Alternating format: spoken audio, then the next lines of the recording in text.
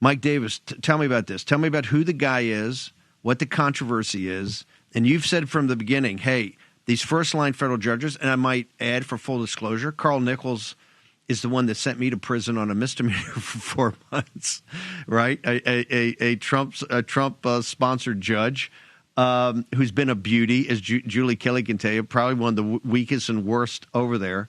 Talk to me about what's going on. Why is this controversy about the IG, and why did Trump and his crack legal team pick this as the one to expedite and get in front, put on the emergency docket, and how tough it is even to get something heard, sir?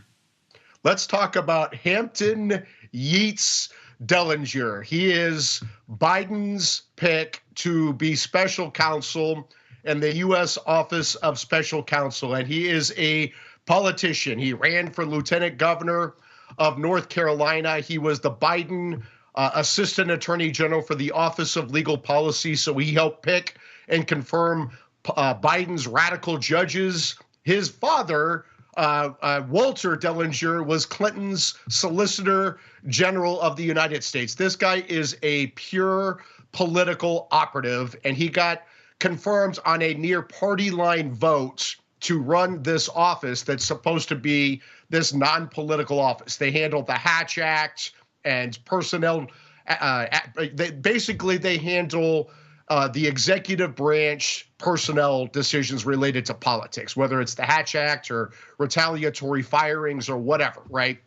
This guy is on a 5-year term, but he reports to the president of the United States, just like every other official in the executive branch. And of course, why would President Trump want this Democrat operative from the Biden administration, this former Democrat lieutenant gubernatorial candidate in North Carolina, to be his special counsel? He wouldn't. Anyone with a brain would not want that. So President Trump correctly fired this guy, and you have a D.C. judge who has told President Trump that he can't.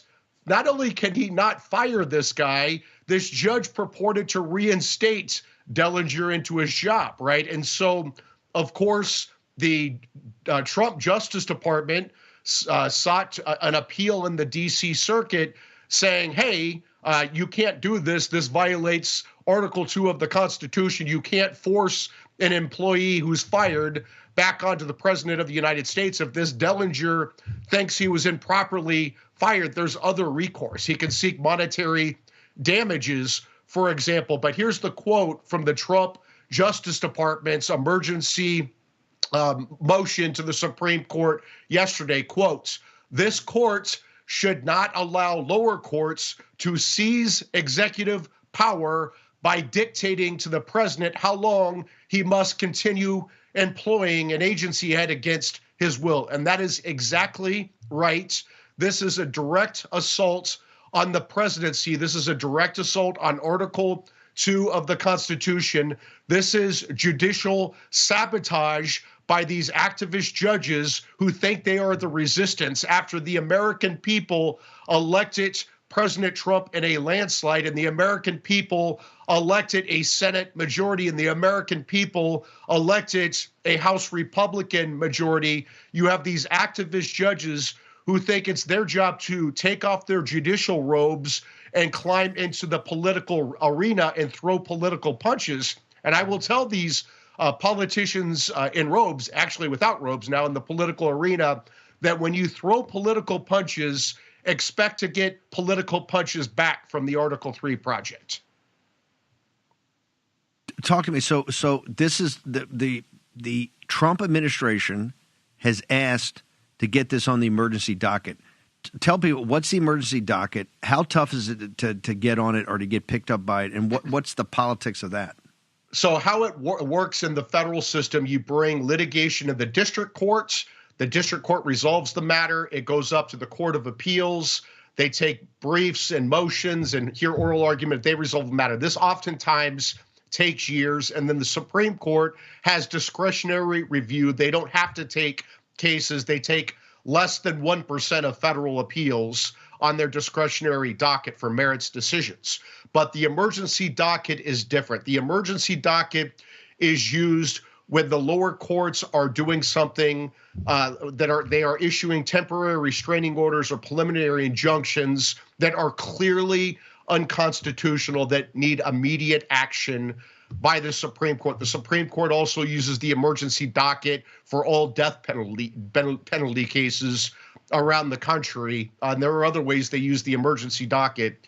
The emergency docket is crucial here, and the justices must step up and use the emergency docket, because we can't wait weeks, months, or years for the president to be able to use his Article 2 power to fire executive branch officials that he doesn't want working for him, to recall foreign service officers serving overseas that he doesn't want serving overseas, to have his Treasury Secretary look at Treasury payments to root out waste, fraud, and abuse. These are critical core Article 2 powers of the president. He has not only the constitutional responsibility, he has the constitutional duty to make sure, to take care that our laws are faithfully executed. And if he thinks that we are spending money from the Treasury that's being fraudulently spent, that's being wasted on waste, fraud, and abuse, the president has a constitutional duty under Article 2 to look at those payments. And we have these activist judges telling the president of the United States he can't look at Treasury payments. This is why the Supreme Court has to step up immediately. These people who are fired, they have redress. They can get monetary payments if they were wrong. The president of the United States is losing his Article 2 power every second these TROs are in place. Exactly. And the TRs are shutting them down across the nation. What is the probability, because you know how Roberts is, what's the probability he doesn't want to get involved here? Will it be a fight behind the scenes in the Supreme Court to actually, because there'll be some guys like Roberts that say, I want to stay out of this fight. Or am I wrong? Is this something that you believe they're going to have to get involved in, and they know that? Did they know that they're going to have to get involved? Or is Roberts behind the scenes going to go, I want to stay away from this, just like he stayed away from the 2020 election, sir? Well, there are a lot of D.C. judges who have vested interest in what happens in D.C. For example, there is a federal judge right now whose spouse is getting a lot of federal funding, or excuse me, a lot of federal funding from USAID. That federal judge probably has a conflict of interest. And so I would think that federal judge would not want to be on one of these cases involving USAID, because I'm going to expose that judge's ass for this corruption. But I would say this about the Supreme Court. If they do not protect Article 2 powers of the president of the United States, this is going to be very damaging to the presidency long term. What President Trump is doing here, he's not stealing Congress's legislative powers. He's not stealing the federal judiciary's judicial powers. He is exercising core executive branch powers. For example, looking at waste, fraud, and abuse in Treasury payments, bringing home foreign service officers in 30 days. It is firing an executive branch official who he doesn't want working for him. These are core. What about impounding? What about saying that, hey, I'm going to pound the money. I don't think the program's working, or it's off track, or it's behind, or it's been changed. I'm going to pound the Green New scam to $300 billion, and I'm going to reprogram it for the wall, sir. Well, let me just say this about impoundment, that even if there's a lot of agreement and disagreement on impoundment, depending on what side of the aisle you are on. I would say this to the Supreme Court about impoundment. If the president of the United States, for example, knows that Congress has mistakenly appropriated money to the UN in Gaza, and that money is going to fund Hamas terrorists, does the president of the United States have the power as the chief executive officer and the commander-in-chief to stop that appropriated money to Hamas? And the answer is hell yes. And if you don't think otherwise, you are creating a very dangerous situation. The president has the power under Article 2 to take care that our laws are faithfully executed. Yeah. He is the commander-in-chief, giving money from Congress to the UN as a front group in Gaza to Hamas is not only would it be actually the president would be derelict in his duties if he continued to fund the UN in Gaza, knowing that money was going to Hamas terrorism.